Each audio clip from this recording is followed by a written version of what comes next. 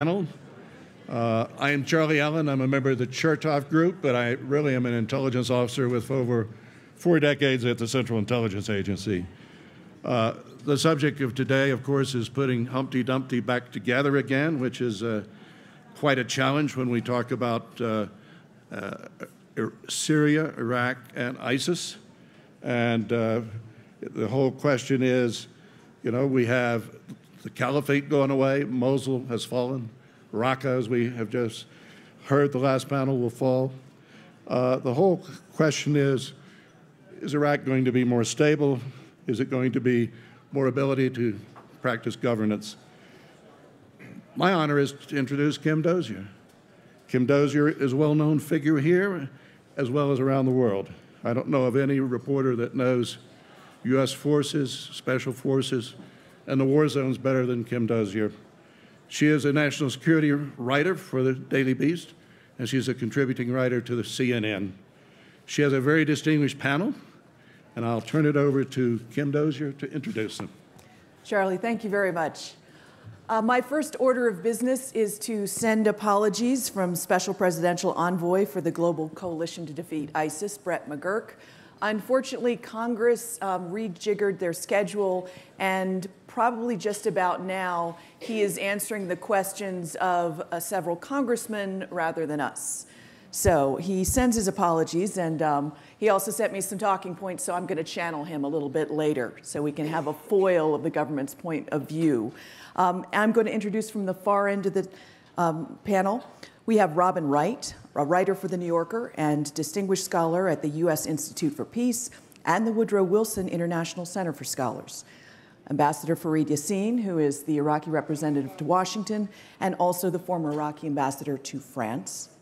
Mary McCord, former acting assistant attorney general for national security and a visiting professor at Georgetown.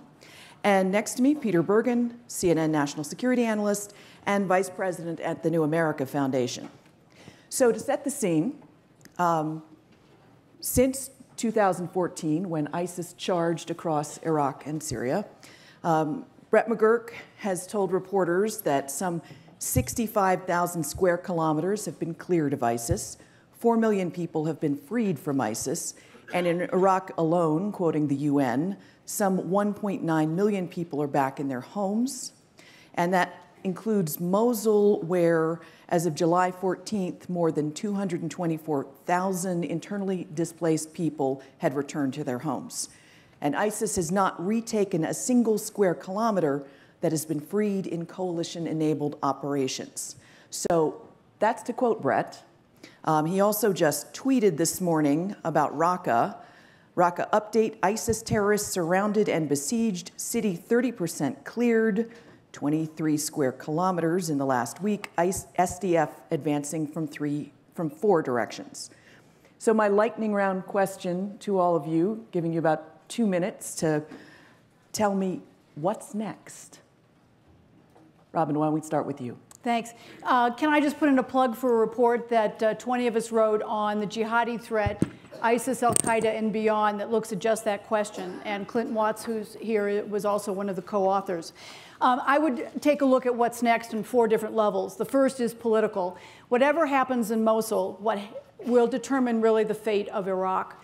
The truth is there is no political formula yet worked out for sharing power and solving the core issues that led many in Mosul originally to support ISIS or to question the Iraqi government.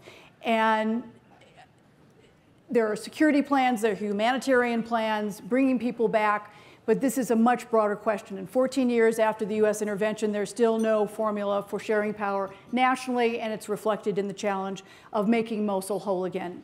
Secondly, there's the issue of the kind of militarization of Mosul, the warlordization of society. Over the last 3 years, and the 14 years in Iraq generally, we've seen the emergence of forces who have an interest in their own political power, their own turf, but not necessarily collaborating in a sense of the common good. And I was in Mosul. I spent the last 3 years covering the ISIS front lines. I was in Mosul in March, and everywhere I went, I saw the Popular Mobilization Forces, the predominantly Shiite militias who were running all over Mosul. And of course, this is something that was technically forbidden, and it has led to a sense of real insecurity in a city that has been dominated by Sunnis. And that leads me to the third issue, which is the social fabric of a melting pot. This was a city that was a wonderful microcosm of coexistence among different sects and ethnicities in Iraq generally. And there's a sense that the social fabric has unraveled. It's reflected in the displaced people camps, where you have Christian camps and Shabak or Shiite camps, and they're kind of divided up among themselves. The people I interviewed who had fled over the last 3 years, as recently as December, was they don't want to go back. Either they have nothing to go back to, they don't believe they're protected, the Christians generally want to leave Iraq altogether, that there is just this, the challenge of pulling it back together. And then there's the economic problem of it's not just building 4 walls of a house, it's also rebuilding institutions. And one of the microcosms is the story of the library at the University of Mosul, which had documents dating back a millennia. And ISIS went in and destroyed it. And the challenge in beating ISIS, creating a sense that Mosul is going to work, that Iraq is going to work long term, is really figuring out how do you rebuild institutions, get everyone invested, make sure you have the skills and the resources. And this gets back to something the last panel said, will the international community step up in a city that has been just devastated to provide the resources to make, again, to make a city whole again? Ambassador, you sat stoically through that. I guess you might want to start with the title of this panel. Well, true. I cannot disagree with what Robin said. Much of what she said is absolutely true. And I can tell you it's at the forefront of the interests and concerns of the Iraqi government. But my issue is the title of this session. I mean, come on. You compare my country to Humpty-Dumpty. I've seen worse. Is Michael Crowley around? He wrote a cover page article for Time magazine called The End of Iraq, 2014. Well, we're still here, and I think we're going to weather this storm. And my prediction, at least for you guys, journalists and scholars, is that maybe in a few years you'll be sitting down and writing books on how-tos discussing the resiliency of Iraq. Now, what next? Well, obviously, what next is the liberation of the rest of Iraq, because it's not over yet. There are still concentrations of ISIS in cities that are critical, Hawija, Tal Afar, Qaim, near the Syrian border. We'll have to, at some point, secure that border to prevent a recurrence of what happened in 2014. But beyond that, like Robin said, everything in Iraq should be about governance. What we have failed to do is to give every Iraqi a sense of ownership of the economic and political processes in the country at all the levels, particularly at the regional levels in Mosul. And in fact, some communities bear more of a blame than others. Many, for example, sat out some elections, which I think were critical mistakes that they committed. Anyway, in terms of the things that we need to do, we need to make sure that people return. You mentioned that about 2 million people returned to their cities, particularly in Anbar province. About 1 million of them have returned, but we still have about 3.5 million displaced Iraqis. That's not nothing. And so I'm really grateful to the great work that UNDP, the United Nations, and other humanitarian agencies supported by the coalition is doing to first carry out humanitarian work to at least stabilize the cities. They have a shortfall. They need about $500 million to complete their planning for the rest of the term. And then after that, we will need to do some work on stabilization. That was addressed in the previous session. That's really critical. Without that, people will not go back to their cities and homes. And there, I think there's a shortfall of about $1 billion that's needed for this to come through. But beyond that, I think what the Iraqi government needs to do is to take care of its population that has gone through a really transformative experience. The premise of the title of the talk is that we've been at war for over 10 years. I tell you, as an Iraqi, I feel that we've been really, but really at war since 2014. This is a war that has galvanized everybody.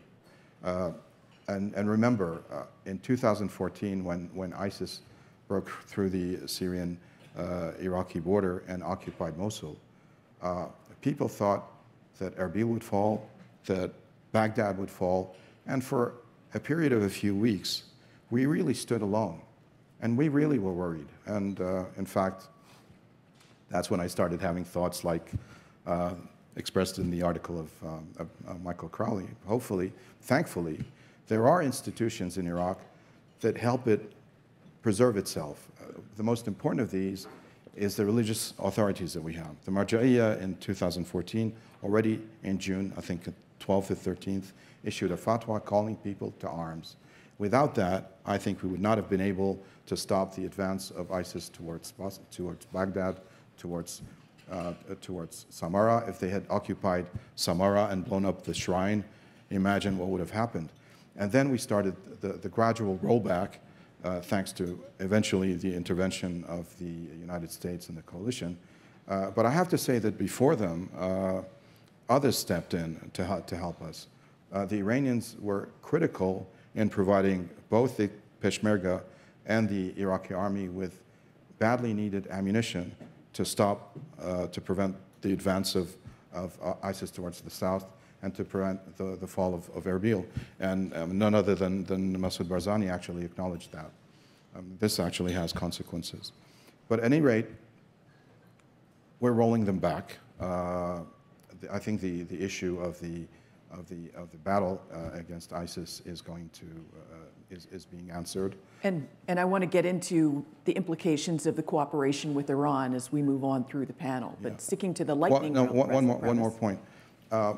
This actually is the end of a phase which will allow the Iraqi government to pay attention to the rest of Iraq. All our focus was on Mosul, was on the areas that were being liberated.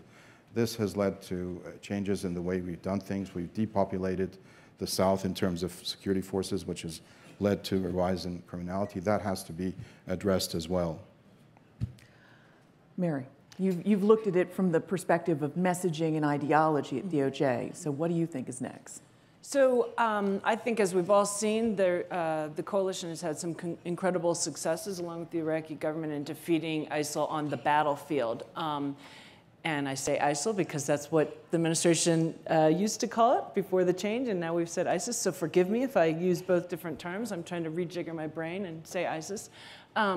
But what we worry about when I was at Justice, what I worry about now that I'm not there anymore, is what does come next. Because ISIS has been astute enough throughout its campaign since the declaration of the caliphate in the spring of 2014 to know that the battlefield on the ground is just one battlefield. And as they lose that ground, the importance to ISIS of the battlefield in digital space, in using the virtual world to recruit and to plot and to plan, will become ever more important, because to those, particularly those who are not right on the ground in Iraq or in Syria, but to those who are around the rest of the world who have been sort of caught up by their message has taken hold, those actual ground battlefield losses are less meaningful to those folks than what is the message that continues to come out over social media and in other platforms. And so what we've seen is that ISIS is very good at using technology. They have used social media to crowdsource, really, terrorism,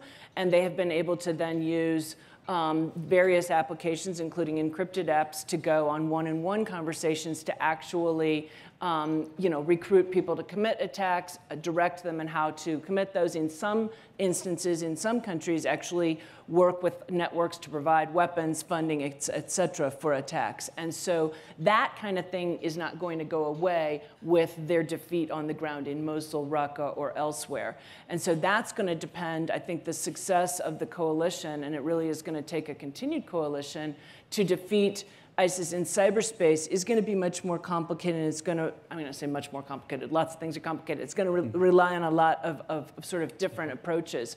One is going to be to continue to deny ISIS its platform in the virtual space, its digital platform, and we've certainly already seen some of the social media companies doing more in this last year, 18 months, to deny that platform.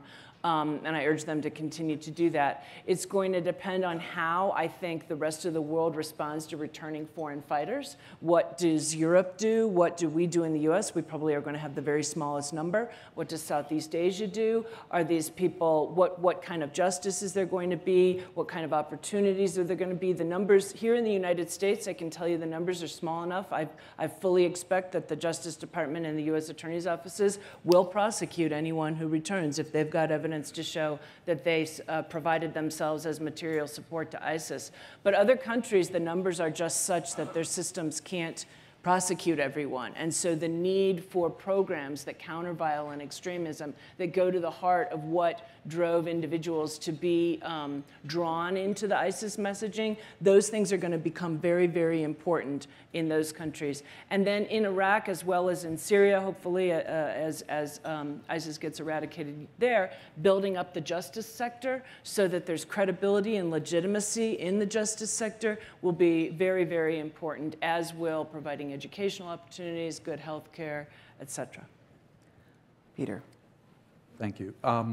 So ISIS is not the problem. It's a symptom of much deeper problems. And that they are the following: the sectarian civil war that has engulfed the region in Syria, Iraq, Yemen, the collapse of Arab governance that was referred to, the collapse of Arab economies, the rising Muslim demographic explosion, the resulting shortfall in the number of people who can actually get into a job, the concomitant massive wave of Muslim immigration into Europe, the alienation of Muslims in Europe. A very telling statistic here is 8% of the French population is Muslim, 60% of their prison population is Muslim, so it's a very alienated group.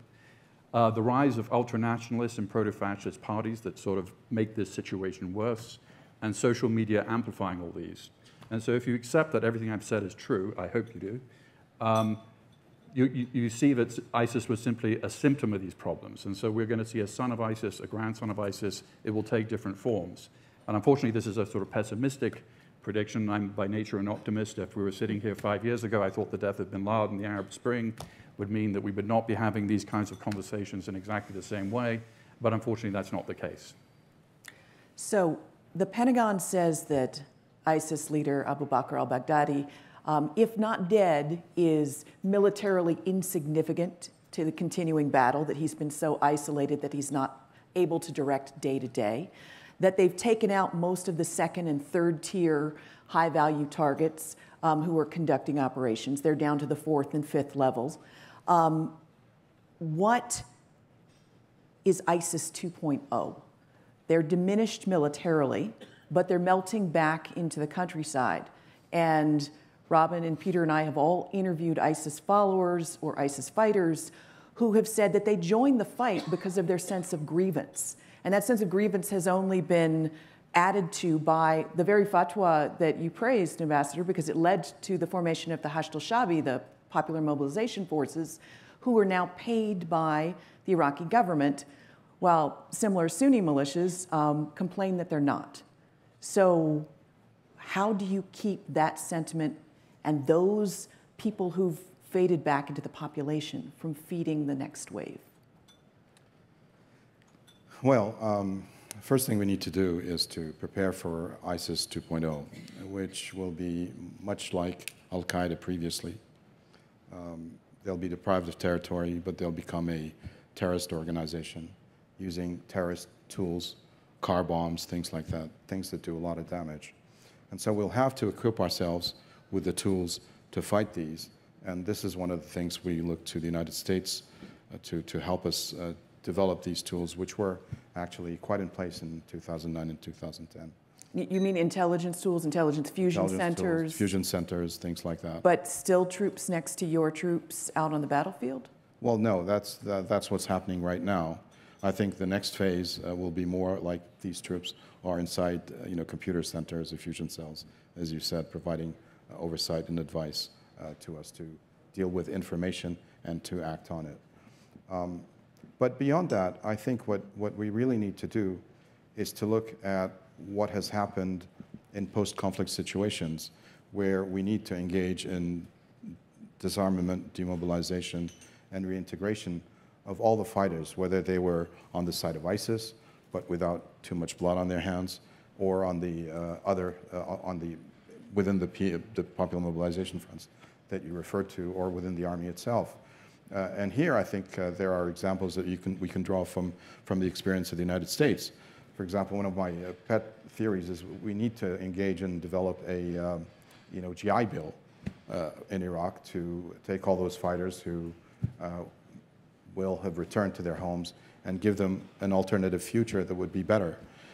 We would need to engage them in economic development, and one way of doing that is to boost the housing sector, which is deficient in Iraq, in the same way that the United States did it just after the Second World War, where you had all those returning GIs who got married and had families and needed housing through the so-called Levitt towns. Maybe we would need to develop Levitt towns outside of Baghdad and Basra and Mosul and other places like that.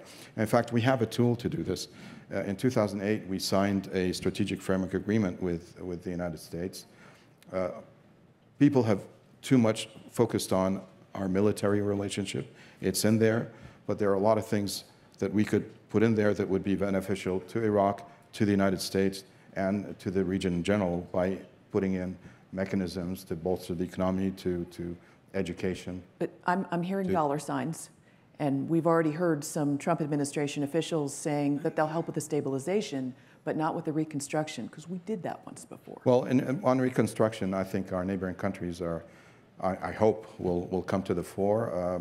One hopeful sign is that later this year or early next year, Kuwait is going to host a conference that will be focused on reconstruction. And if I may just take 1 second, and this is something that really is on the mind of the Iraqi government and from the beginning. In September 2014, President Hollande decided to host a conference in support of Iraq in Paris, and he went to Baghdad to meet with Haider Abadi, who had just been appointed prime minister. And Haider Abadi told him, in no uncertain terms, ISIS we are going to deal with. We will defeat it. The real problem is what comes afterwards. We will need to rebuild our liberated areas at the very least. And so he urged him to use that conference to call for the creation of an international fund earmarked exclusively for the reconstruction and rehabilitation of liberated areas in Iraq. In fact, that's exactly what he did. And so now we're in a position to enact on these things. And I look forward to this conference early next year, or hopefully later this year, to answer these questions. So that's providing rebuilding for the physical space. But Robin, you've done some work on a lot of the reprisals, things going on right now that are going to make it very hard to reweave the social fabric. Yeah, I think one of the scariest things is the revenge killings that are going on, and the numbers are staggering. And there doesn't seem to be the sense that the Iraqi armed forces, which have fought fairly effectively in this, are reining their own people in, that they're tolerating the reprisal killings. You mentioned Baghdadi. I think a couple of things to understand is that Baghdadi is not Osama bin Laden. People did technically pledge bayat or loyalty to him, but he was not someone who was integrated in the daily fabric of decision-making, was visible among fighters, and was out there rallying troops, giving interviews, and so forth. He's been seen once in Mosul, once in announcing the caliphate, and has been invisible since then. When we saw the death of Zarqawi a decade ago in Iraq, he was very quickly replaced. And I think one of the things that's so important to understand about what happens next with the phenomena, whether it's ISIS or whatever, are some of the, and this again, Clint Watts has done some really interesting research, and we write about this in the report, that with every generation, the new recruits are mobilized or swarmed in half the time as the previous generation. That with each generation, they are more militant, more ambitious, more aggressive, more ruthless. And with each generation, they come from a wider range of countries geographically, continents. The first generation we saw were largely in the Gulf, and now they're from all corners of the earth. And so when we think about what happens next, I think we have to understand that this is a phenomena. And it comes in context of not just grievances, but the fact there is no sense in the Sunni world, which accounts for 85% of Muslims worldwide, of an alternative. There's no leadership. There's no ideology, whether it's Nasserism or Baathism, the kind of ideologies or individuals that emerge to offer direction and a sense of purpose. That there's a sense of vacuum. I've spent, again, the last 3 years going across the region, talking particularly to Sunnis, and they say there's not a country, there's not a person, there's not an ideology that gives them a sense of hope, and there's a fragmentation. And so they gravitate to the only things that are out there, and that also have resources, and they happen to be the militants. And so this is, I think, something that is going to be with us for a very, very long time, and that we shouldn't get so obsessed with just ISIS because it's the flavor of the day. I actually think, and we wrote about this again in our report, that the real interesting phenomena is that if ISIS fails, there's the real danger that you see Al-Qaeda and its franchises emerging again, because their tactics have been more effective. ISIS and Al-Qaeda have the same agenda to create a modern caliphate. ISIS decided that it was worth forcing the issue, creating a caliphate, and then getting everybody to obey, and if they weren't loyal, you eliminate them, Muslim or not. Whereas Al-Qaeda has said, and bin Laden was very specific. He turned down people who wanted to create caliphates or emirates, in Yemen and elsewhere, because he believed it was more important to get acceptance of the idea among Muslims.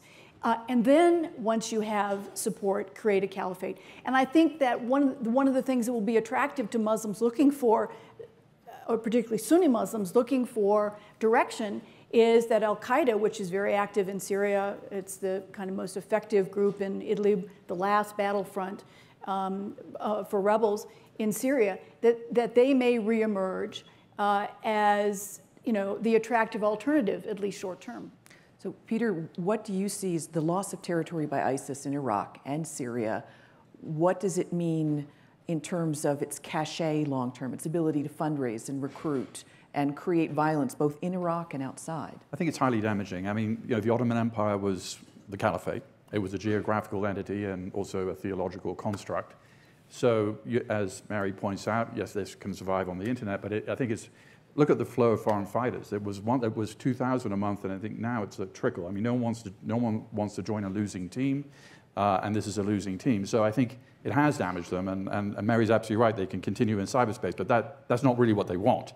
They want to actually be not the virtual caliphate, but the real caliphate. So, and amplifying what Robin said, Abu Bakr al-Baghdadi, we've had a lot of experience of killing the leaders of these groups. Abu Musab al-Zakari was killed by the United States in 2006, and his group became much more virulent after his death. And so, there will be a succession plan, and they'll probably try to find somebody who's a member of the Quraysh, who's actually a descendant of the Prophet Muhammad, or make up some, some sort of link to the Prophet Muhammad. But I'm sure they have that person in the wings.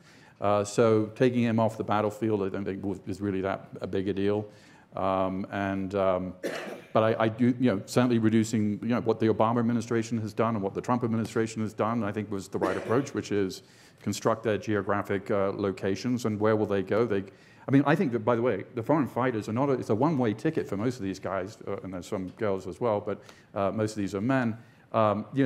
As I understand it, and Mary can correct me, the number of foreign fighters who are actually leaving the caliphate is close to zero because they are dying in place. I mean, we're not seeing vast numbers going back into Europe. I mean, we're seeing some, but... And that was a decision by the Trump administration to encircle and kill, as it's been explained at places like the Pentagon.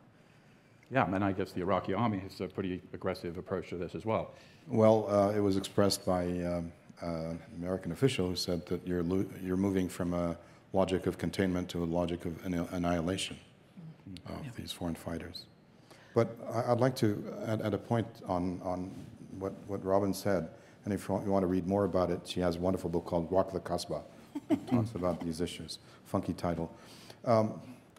Look, this is an issue that is long-term, but that is really crucial, and it starts at the most basic of levels, in education, and in education of children.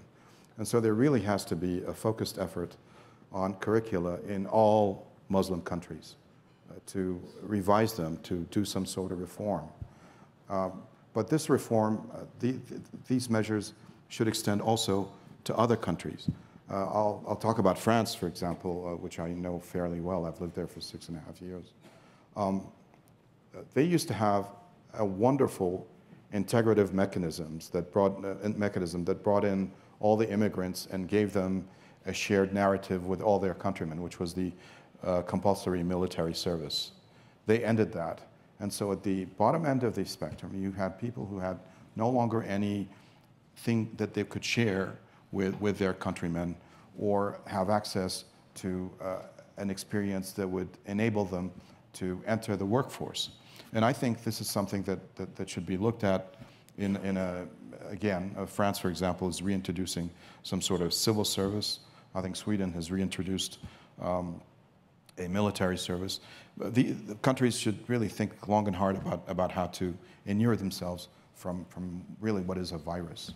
So if we're talking about, let's get back to Iraq, and if militancy and radicalism happens at the retail level, how do you take families, whole families who've been part of the ISIS movement, who supported ISIS because they were felt so disenfranchised by the Shiite-led majority Iraqi government, how do you bring them back into the fold, make them examples of, no, you're part of this, when many of them are being apparently killed? Well, it may be a little too late, but there is an example that has been extremely successful. Early on in the ISIS onslaught, there was a massacre that wasn't very much reported here, the Spiker massacre, where ISIS surrounded the Spiker base, which hosted a number of Iraqi Air Force cadets, and killed them wholesale, about 1,700 of them. And so what has happened is that, in particular, USIP, which you're affiliated with, went there and tried to do an exercise in reconciliation upstream of territory being filled, to bring in people who are responsible at the community level to make sure that no grievances that there would be something that would prevent vengeance whole scale to be taken. And what is really interesting is that you're seeing a lot of people at the local level emerging. For example, a local parliamentarian from Mosul has a project that she's been trying to get funding for, to go and do a canvassing of the people of Mosul to see what grievances they have against ISIS. And those, for example, that would have been subjected to a serious crime like rape or murder, they would be put on a judicial track to get justice. Others, for example, who have been spoiled of property would be compensated, and so on and so forth. In a way, and structure with incentives to keep them on the legal path and to avoid people taking revenge into their own hands. It's very hopeful, I think. Mary? Well, I would just, second that, the importance of that justice sector, the importance of legitimacy, feeling like people are going to be dealt with fairly and not arbitrarily, and certainly not by revenge killings, I think will be critical to rebuilding things in Iraq. But I think it's also important even when you look beyond Iraq, because one thing we've been focusing, rightly, it's the title of this particular session, is on Iraq, but I, having come from the government here, worrying about the terrorist threat in the US, one thing that strikes me as a slightly different is a lot of the folks in the US who have been drawn to ISIS's message, some a couple of years ago would attempt to travel, now they attempt to do something here at home, same thing we've seen in Europe,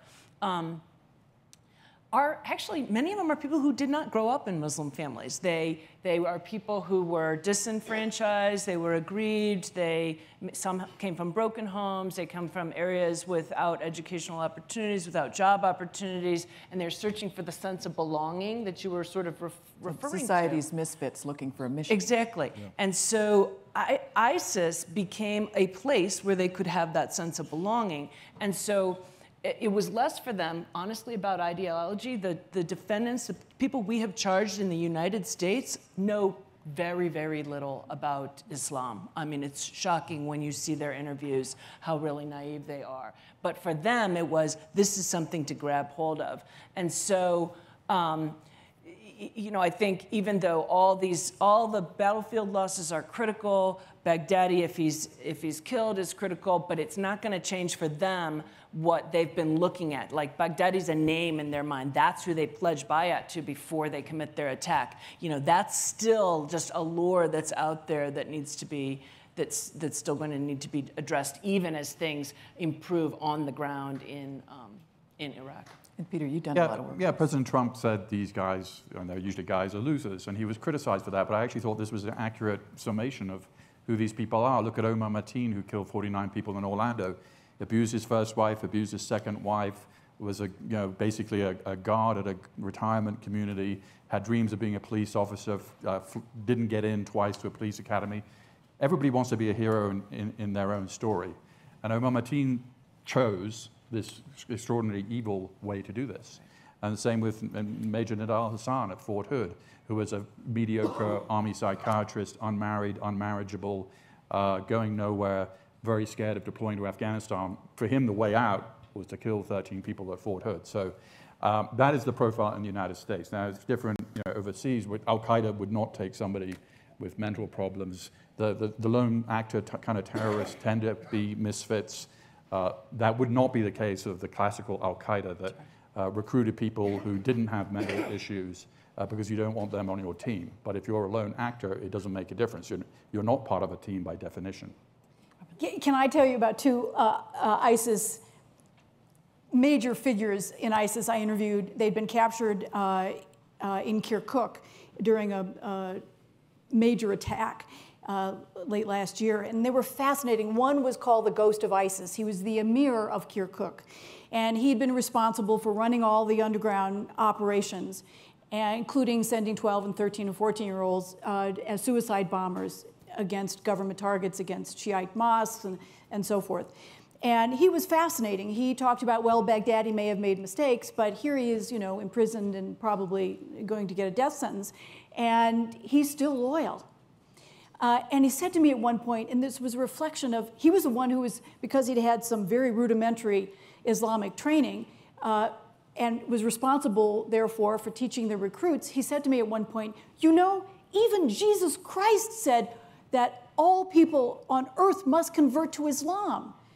And I tried to point out that Jesus Christ lived 700 years before Islam was founded, and he came back and said, no, even Abraham said all people will convert to Islam. I mean, there's that level, and he was not a stupid human being, not a terribly bright one, and the other one was a thug, the total misfit thug, who had acknowledged being responsible for or present for, engaged in, the deaths of over 400 people.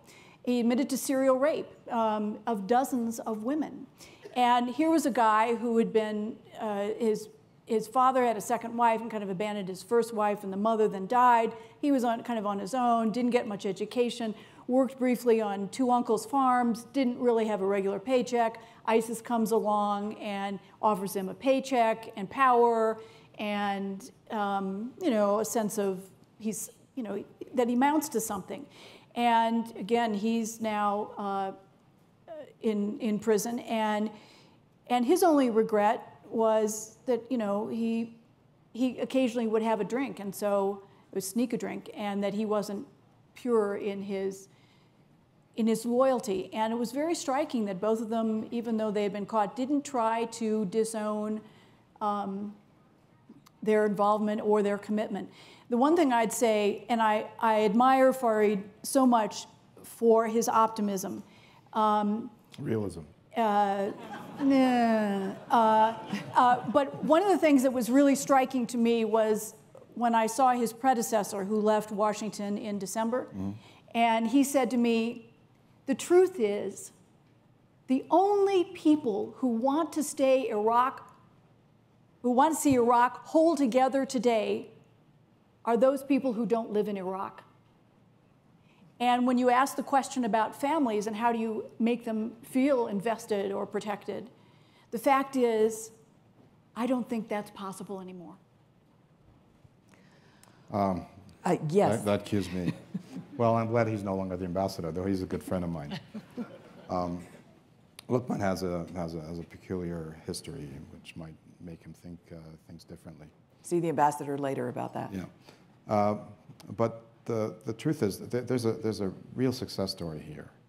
I mean, the turnaround that we had since June of 2014 to now, you know, I don't want to use the word miraculous, but it's wonderful. Look at the Iraqi army. I mean, it was a laughingstock in 2014.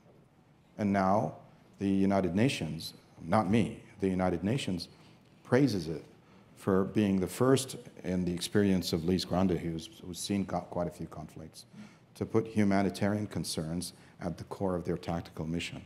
That's not nothing, you know. And this, I think, we owe a great deal of gratitude to our friends in the Advise and Assist mission that the United States has sent that have done a fabulous job, and we still need them for the continuation of that anyway.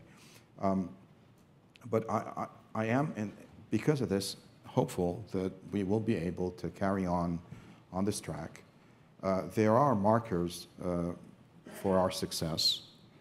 I mentioned them earlier, the return of the displaced populations. But more importantly for me, and that's really a key issue, the return of minorities. Because Iraq is not Iraq without its minorities. And I'm very sensitive to the point that Robin mentioned earlier about Mosul being such a, you know, diverse city. You know, that's part of my roots are there. And so that's something I'm really, I care about. And there is one good sign, one positive sign I'm going to share with you. Recently, we had meetings with the World Bank to help us reform our economy, something we're thinking about. We actually developed a 2030 plan before the others. Okay, I won't say who. And one of Saudi Arabia. She knows everything. And one of the people who was there was Dr. Mustafa al-Haiti, who is cabinet level official in charge of the reconstruction of liberated areas. And interestingly, I got a call from a friend who represents people, Iraqi immigrants from the Chaldean communities in Detroit.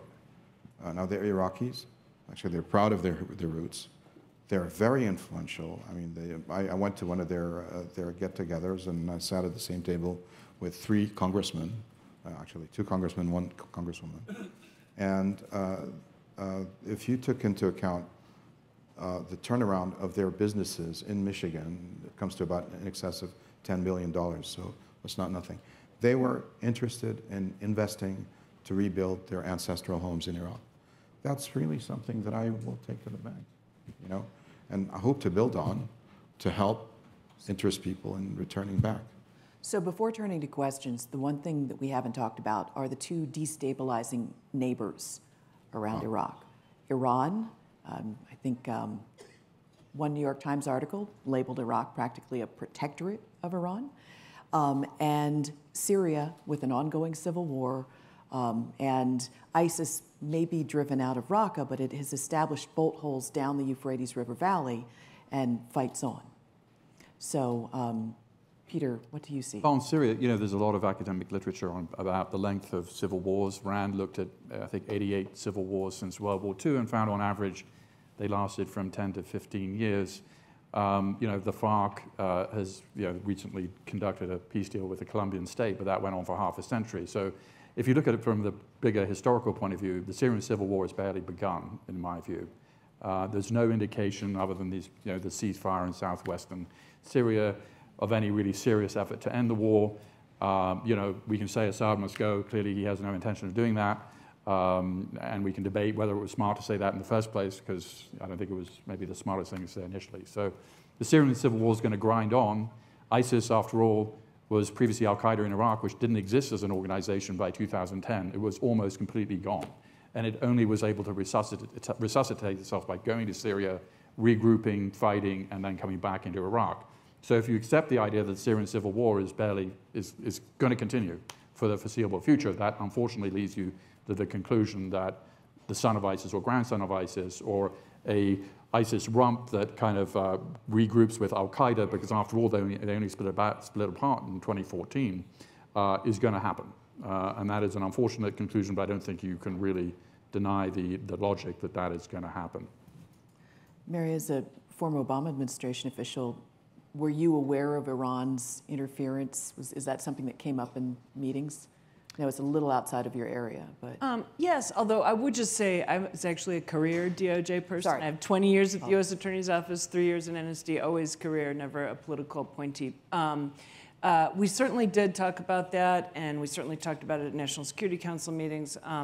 But I'd actually to pivot off of one of Peter's points, and actually where you started with, ISIS moving down the Euphrates, we also can't forget about all the other safe havens where they can burrow in outside of Iraq and Syria, some places where we know they already are doing so, and more places to arise. So, Libya, of course, a stronghold. You've got Somalia with al-Shabaab that has an ISIS, adherence there, which also is a unstable place. You've got Yemen that allows safe haven, and not to mention places in Southeast Asia. So I think Peter's right to be worried, and I hate to be a glass half empty person instead of a glass half full person, but this is why I continue to worry about the way that they can continue their legacy through the virtual world, because it allows for the continued establishments of these new cells, these outposts, the burrowing in. Whether they reunite with Al-Qaeda will remain to be seen. But all of that, I think, is kind of inevitable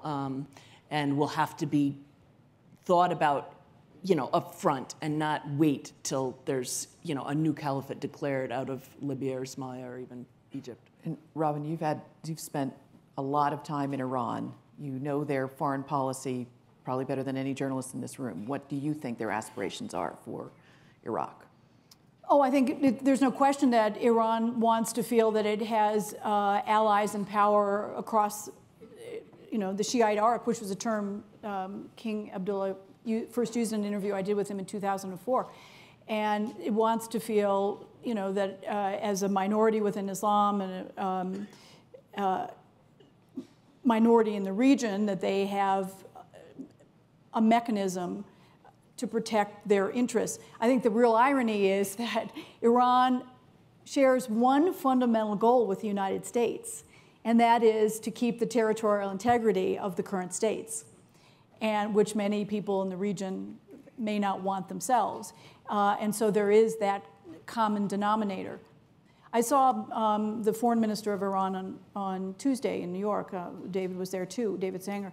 And I mean, he was very critical of the New York Times story, Tim Arango's very good story on Iran's influence in Iraq.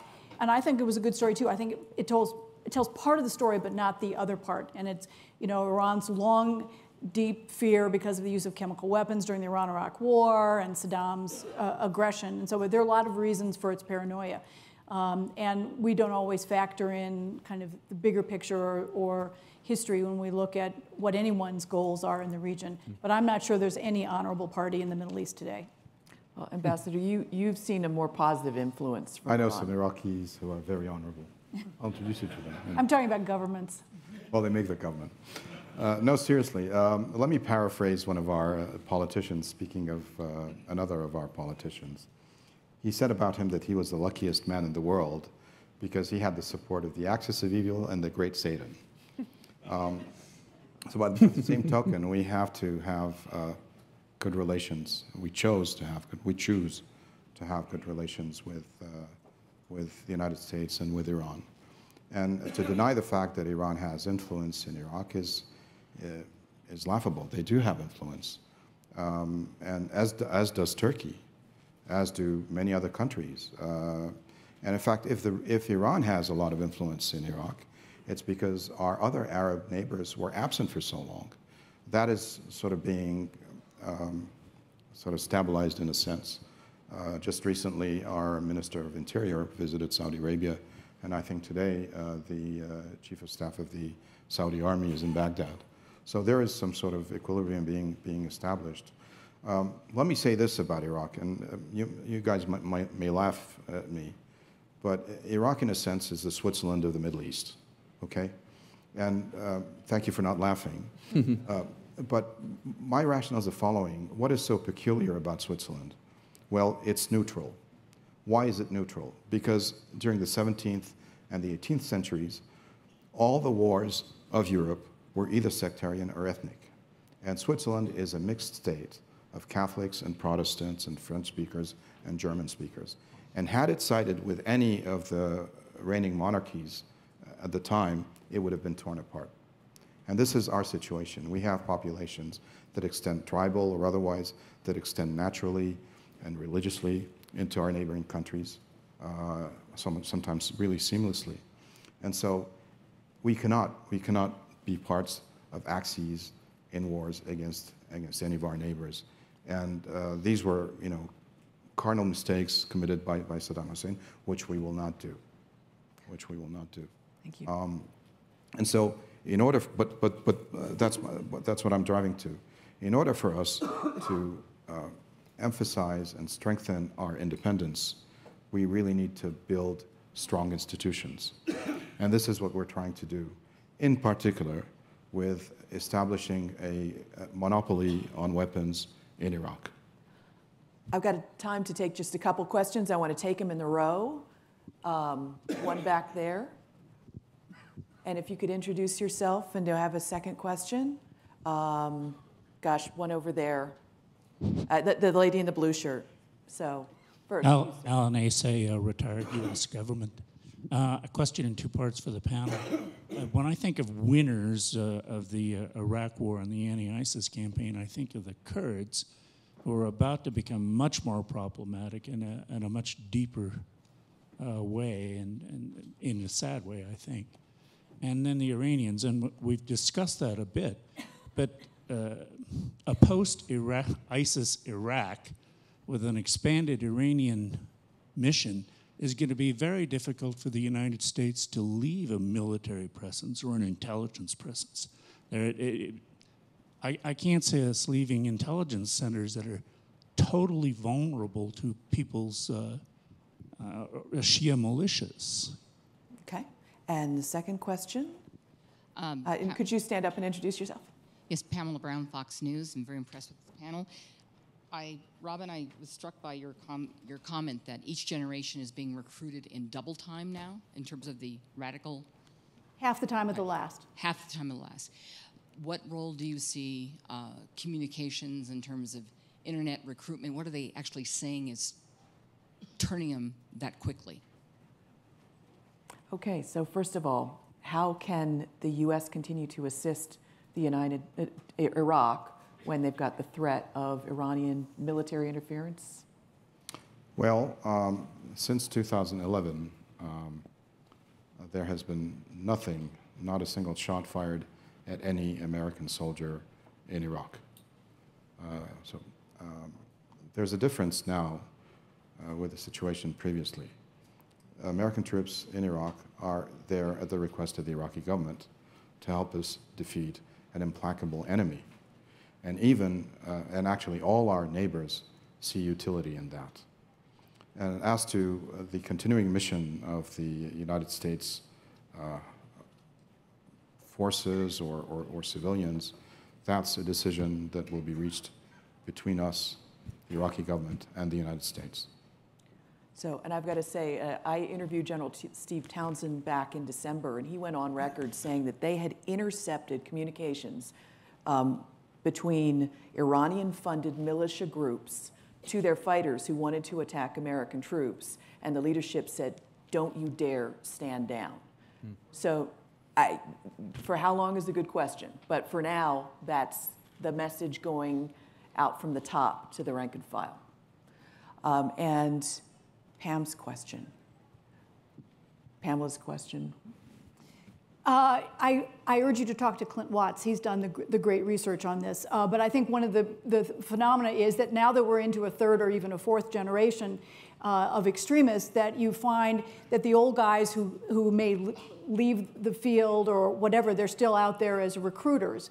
And again, whether it's the atmospherics and the social media, there are all kinds of phenomena that play into this. And I think that's why when we kind of look at ISIS, we get so preoccupied with the Euphrates River Valley, and it's much bigger, much more dangerous, much more global than all of that. I just want to also add one thing on the Kurdish question. You know, the Kurds are divided on this. Not all the Kurds in Iraq support. The two major parties differ on whether there should be a referendum this fall. And my bet is that if they do have a referendum, we all know it will pass overwhelmingly, that it will, rather than break away immediately, will renegotiate its terms, whether it's the oil revenues or its powers, its autonomy from the Baghdad government, and it will launch a process that will play out over a longer period of time. But on the issue of the militias, I share your concern profoundly, and I think the next war in Iraq is likely to be among the PMF themselves. That we keep focusing on the militants, and there are so many troubling dynamics within Iraqi society that, you know, there are somewhere between 63 and 68 different factions within the Popular Mobilization Forces. And there are three particularly, and they are real rivals. And once you kind of get rid of ISIS, it will be a game over for the spoils, for the influence, and with elections coming up next year, the Prime Minister said they won't be allowed to run, but we all know that they will under some guise, and that this is Lebanon. I lived in Lebanon for 5 years, and you can feel the Lebanonization of Iraq, and that worries me a great deal. Mary, you wanted to add? And just to your question on why do we think that recruitment goes so much quicker, I mean, I'd make a couple of notes on that. One is that, as Peter mentioned earlier, ISIS didn't spend the same type of time recruiting people that ISIS has. ISIS will take anyone. They don't care what baggage you bring with you. They don't care if you're a criminal, if you have mental health problems. They don't care. You do a terrorist act on their behalf, they'll take credit for it, call you a soldier of the Khalifa, everybody's happy. Thing two, youth. One thing we have seen, at least when we're talking about recruits, online recruits, is the relative youth of the people who are being recruited. In the US, the cases, criminal cases brought in the US, over half were under the age of 25, and a third under the age of 21 or younger.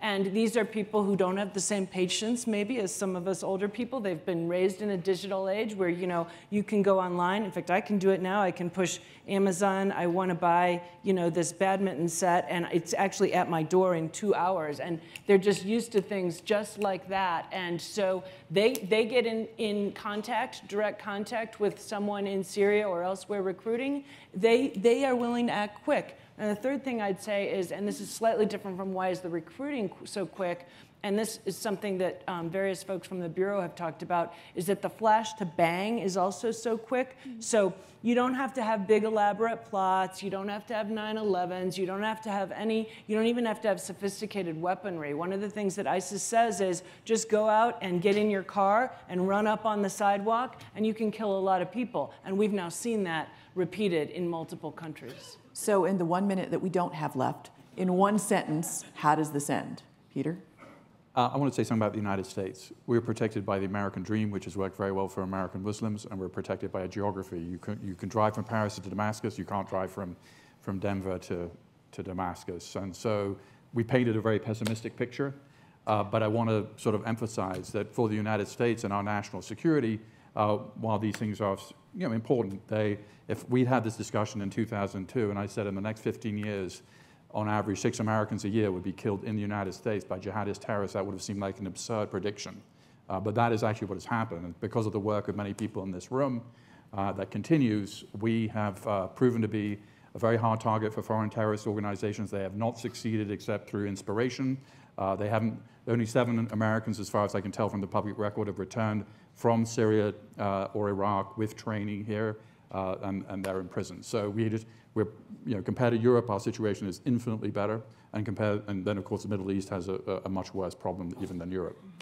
So, did you have the one sentence about how it ends? The one sentence I would say, I mean, I think terrorism is here to stay. I do think that people around the world are understanding they need to get at the drivers of it and not just combat it from a military perspective, but you've really got to spend more time and effort getting at what is causing the alienation to begin with, what is calling people to see this as a viable, and not just viable, but attractive alternative and way to live their lives.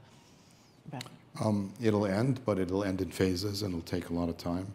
First will come the control of territory. Secondly, fighting terrorist organization. Thirdly, and ultimately, I think we'll have to do something about the ideology. It has to be completely ridiculed and driven underground. Thank you.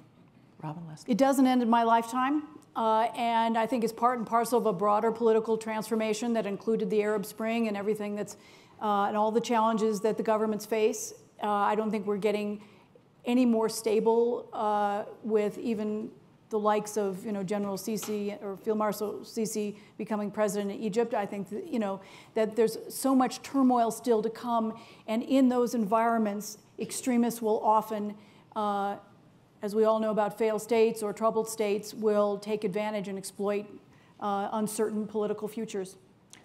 Panelists, Clark, Aspen Security Forum, thank you very much.